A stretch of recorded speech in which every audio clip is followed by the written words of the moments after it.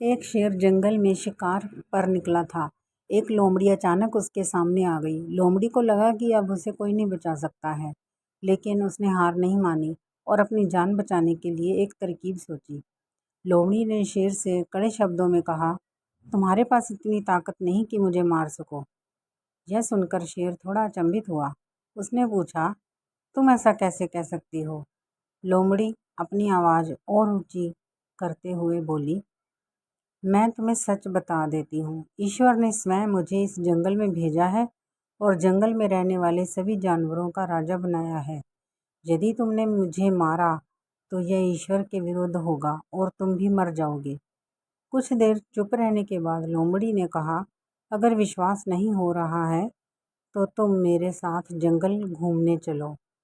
तुम मेरे पीछे चलना और देखना कि जंगल के जानवर मुझसे कितना डरते हैं। शेर इसके लिए तैयार हो गया। लोमड़ी निडर होकर शेर के आगे आगे चलने लगी। लोमड़ी के पीछे शेर को चलते देखकर जंगल के दूसरे जानवर डरकर भाग गए। कुछ देर जंगल में घूमने के बाद लोमड़ी ने शेर से सवाल किया, क्या तुम्हें मेरी बात पर विश्वास हुआ?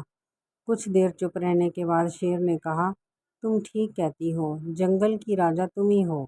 यह कहकर शेर लोमड़ी को वहीं छोड़कर आगे निकल गया। इस प्रकार लोमड़ी ने अपनी सूझबूझ से अपनी जान बचा ली।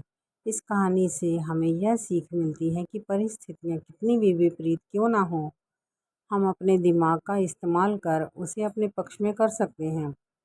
हमारे अंदर हर समस्या का समाधान तलाशने की ताकत है।